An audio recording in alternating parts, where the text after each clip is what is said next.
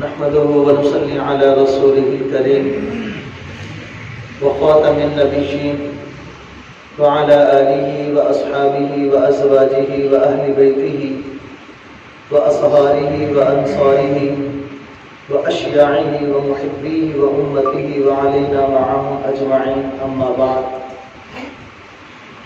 عن جابر رضي الله عنه قال: سمعت النبي صلى الله عليه وسلم قبل وفاته بثلاث لا يموتن أحدكم إلا وهو يحسن بالله الظن. رواه مسلم. صدق الله ورسوله النبي الكريم. حضرت جابر رضی اللہ عنہ سے روایت ہے، فرماتے ہیں کہ میں نے اپنے آقا، اپنے پیغمبر حضرت محمد صلی اللہ علیہ وسلم کو وفات سے 3 سال قبل یہ فرماتے ہوئے سنا۔ حضرت جابر فرماتے ہیں کہ میں نے اپنے آقا، اپنے پیغمبر حضرت محمد صلی اللہ علیہ وسلم کو وفات سے 3 سال پہلے یہ فرماتے ہوئے سنا کہ آپ نے فرمایا کہ تم میں سے کوئی ایک نہ مرے مگر اس حال میں کہ وہ اللہ پاک کے ساتھ اچھا گمان رکھے، یعنی موت سے پہلے اللہ پاک کے ساتھ اس کا گمان وہ اچھا ہو،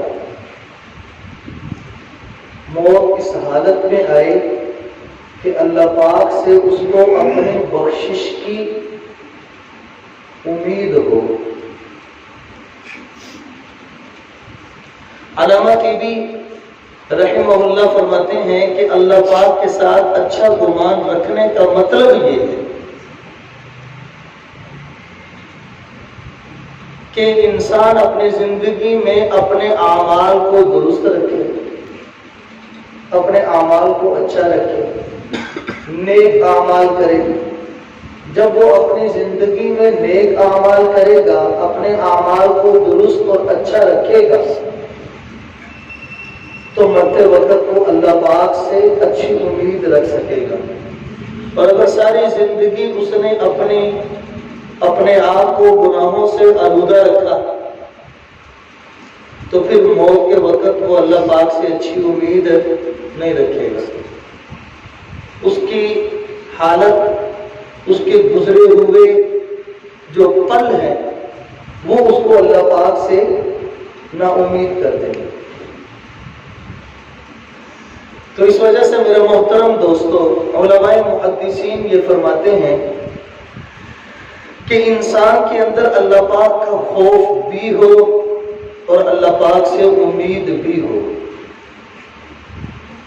خوف اور رجا یعنی خوف اور امید، یہ ایک مسلمان کے لیے اس کی پرواز جو آخرت کی طرف ہے دو پر ہے اس کے لیے، جو وہ پرواز کر رہا ہے، اپنی زندگی گزار رہا ہے آخرت کی طرف، یہ اس کے لیے دو پر ہے، خوف اور امید۔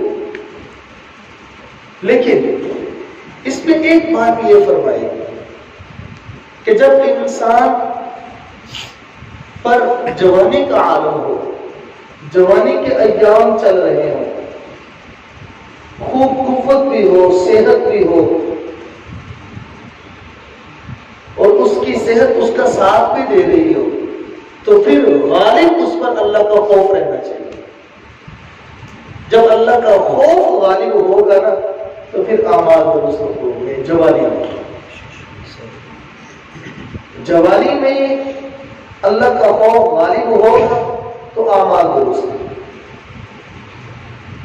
اور یہ خوف اللہ پاک کا ڈر، یہ ایسی چیز ہے جو انسان کو نیک اعمال کرنے کی طرف بڑی مدد دلاتی ہے۔ یہ خوف اور ڈر یہ ہونا بھی چاہیے۔ اور کس سے؟ اللہ سے ہے نا۔ حضرت عمر رضی اللہ عنہ امیر المؤمنین تھے، بادشاہ تھے، خلیفہ رسول تھے۔ آپ کے بارے میں یہ بات تاریخ لکھتی ہے کہ 22 لاکھ مربع میل پر آپ کی حکومت تھی۔ 22 لاکھ مربع میل پر آپ کی حکومت تھی۔ صرف سعودی عرب میں نہیں، ملک شام، فلسطین، یہ سارے آپ کی حکومت میں، اتنے بڑے بادشاہ۔ لیکن خوف کا یہ عالم کہ ایک مرتبہ اونٹوں کو نہ تیل لگا رہے تھے، اونٹوں کو تیل لگا رہے تھے، تو کسی نے گزرتے ہوئے کہا امیر المؤمنین آپ کیوں تیل لگا رہے ہیں؟ اپنے کسی غلام کو کہہ دیتے وہ تیل لگا رہے ہیں۔ تو کہنے لگے کہ سب سے بڑا غلام تو میں خود ہوں، مجھ سے بڑا غلام کون ہو سکتا ہے؟ یہ خوف تھا ان کے دل میں۔ اور جب خوف ہو نا تو پھر بندہ کسی چیز میں بھی زیادتی نہیں کرتا، اعتدال کو اپنے ہاتھ سے نہیں جانے دیتا، میانہ روی اختیار کرتا ہے۔ اور جب کسی چیز کا خوف ہی نہ ہو، مثال کے طور پہ ہم پاکستان میں رہ رہے ہیں تو پاکستان میں قانون کے اوپر کوئی عمل نہیں ہے، جس کا زور جہاں پہ چلتا ہے وہ چلاتا ہے، قانون کی پاسداری نہیں ہے۔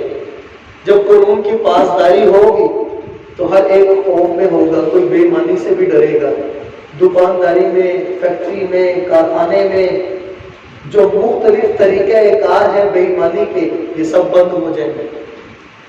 اب سب چالو ہے۔ یہ کیوں چالو ہے سارے؟ وہ اسی وجہ سے ہے، کسی کو قانون کا ڈر ہی نہیں، نہ پولیس کا ڈر ہے، نہ فوج کا ڈر ہے، نہ کسی پاکستان کے آئین کا ڈر ہے، ڈر ہے نہیں۔ اس وجہ سے جس کا زور جہاں پہ چلتا ہے وہ چلاتا ہے۔ اور ڈر ہوگا تو جب کسی کو ڈر ہو نا، جب کسی کو ڈر، ایک صحابی کی 2 بیویاں تھیں، ایک صحابی کی 2 بیویاں تھیں۔ اب اللہ پاک نے قرآن پاک میں اور نبی اکرم صلی اللہ علیہ وسلم کی احادیث اس بارے میں ہے کہ فرمایا کہ اگر انسان کی متعدد بیویاں ہوں، یعنی ایک مسلمان کے لیے بیک وقت 4 شادیاں، 4 بیویاں رکھنے کی اجازت ہے۔ اگر کسی کے پاس 2، 3، 4 بیویاں ہیں تو وہ ان میں اعتدال رکھے۔ تو ایک صحابی ان کی 2 بیویاں تھیں، نام ان کا میرے ذہن سے نکل گیا، تو ان کی 2 بیوی، جس دن دوسری بیوی کی باری ہوتی تھی، یعنی ایک دن اس بیوی کے گھر میں، دوسرے دن دوسری بیوی کے گھر میں، جس دن دوسری بیوی کی باری ہوتی تھی اس دن وہ پہلی بیوی کے گھر سے وضو بھی نہیں کرتے تھے، پانی بھی نہیں پیتے تھے۔ اعتدال کا یہ حال ہے۔ یہ خوف کی بات ہے۔ جب خوف ہو تو پھر اعتدال انسان کے ہاتھ سے نہیں جاتا، میانہ روی نہیں جاتی، پھر انسان نیک اعمال کی طرف دوڑتا ہے۔ ایک دفعہ نبی اکرم صلی اللہ علیہ وسلم آئے، صحابہ اکرام بیٹھے تھے، آپ نے پوچھا تم میں سے کون ایسا شخص ہے جس نے آج روزہ رکھا ہے؟ پھر فرمایا کہ کون ہے جس نے آج جنازہ پڑھا ہے؟ پھر فرمایا کہ کون ہے کہ جس نے آج صدقہ کیا ہے؟ پھر فرمایا کہ کون ہے کہ جس نے آج بیمار کی بیمار پرسی کی ہے؟ تو کہتے کسی صحابی کا ہاتھ نہیں اٹھا سوائے حضرت ابو بکر صدیق رضی اللہ عنہ۔ جب آپ نے کہا کہ روزہ کس کا ہے تو ابو بکر نے ہاتھ اٹھایا۔ پوچھا آج جنازہ کس نے پڑھا ہے؟ ابو بکر نے ہاتھ اٹھایا۔ پوچھا آج صدقہ کس نے کیا؟ ابو بکر نے ہاتھ اٹھایا۔ پوچھا کہ آج کس نے بیمار کی بیمار پرسی کی ہے؟ تو ابو بکر نے ہاتھ اٹھایا۔ تو نبی پاک صلی اللہ علیہ وسلم نے فرمایا کہ جس شخص کے اندر یہ اعمال ہوں گے اس کے لیے جنت واجب ہے، اس کے لیے جنت واجب ہے۔ تو یہ اعمال انسان کو لے کے جاتے ہیں۔ تو میں بات کر رہا تھا کہ جب انسان پر جوانی کا عالم ہو، صحت ہو، طاقت ہو، قوت ہو، تو پھر اس وقت اللہ کا خوف اس پر غالب رہے، پھر اس کے اعمال درست رہیں گے۔ اور اعمال زیادہ جو ہے نا، یہ انسان کو نہیں بخشوا سکتے، بخشوائے گا وہ عمل اور وہ نیک عمل، چاہے وہ چھوٹا ہی کیوں نہ ہو، جو اللہ کے ہاں قبول ہو جائے گا۔ امام غزالی رحمہ اللہ اپنے وقت کے بہت بڑے ولی تھے، بہت بڑے مصنف تھے، اور بہت بڑے عالم دین تھے، انہوں نے بہت زیادہ کتب لکھی ہے، لیکن جب وہ اس دنیا سے رخصت ہوئے تو ان کو کسی شخص نے خواب میں دیکھا، تو پوچھا امام غزالی سے کیا بنا؟ کہنے لگے کہ بڑی بڑی کتابیں، بڑے بڑے اعمال کام نہ آئے۔ اللہ پاک نے کہا غزالی ہم نے تیری بخشش تو صرف اس وجہ سے کی ہے کہ تو ایک دفعہ کتاب لکھ رہا تھا تو تو نے اپنی قلم کو سیاہی میں ڈبویا اور ڈبو کے لکھنے لگا تو ایک مکھی آ گئی، اس پہ بیٹھ گئی، تیرے دل میں یہ بات آئی کہ پتہ نہیں اس کو کتنی پیاس لگی ہوگی، یہ پہلے اپنی پیاس بجھا لے پھر میں لکھ لوں گا۔ تیرا یہ عمل ہمیں اتنا پسند آیا کہ اس عمل کی وجہ سے ہم تیری بخشش کرتے ہیں۔ تو عمل جو ہے وہ بذات خود نہ چھوٹا ہوتا ہے نہ بڑا ہوتا ہے۔ نیکی کو ہمارے بزرگ حضرت سید نفیس شاہ صاحب رحمہ اللہ فرمایا کرتے تھے کہ نیکی کو چھوٹا سمجھ کے چھوڑنا نہیں چاہیے، اور برائی کو چھوٹا سمجھ کے کرنا نہیں چاہیے۔ اللہ پاک کس پہ پکڑ کر لے یہ رب جانے۔ تو فرمایا کہ جب جوانی کا عالم ہو تو پھر انسان پر اللہ کا خوف اور ڈر غالب رہے تاکہ اس کے اعمال درست رہے، اور جب وہ بوڑھا ہو جائے، سفید داڑھی آ جائے، ہڈیوں میں طاقت نہ رہے، قوت نہ رہے، صحت نہ رہے، تو پھر اس پر امید غالب ہو کہ میں اگر تھوڑا عمل بھی کروں گا تو میرا اللہ میرا قبول کر لے گا، مجھے بخش دے گا، پھر اس پر امید غالب ہو۔ اور اللہ پاک فرماتے ہیں کہ میرا بندہ جس طرح کا میرے ساتھ گمان کرتا ہے نا، میں اسی طرح کا اس کے ساتھ معاملہ کرتا ہوں۔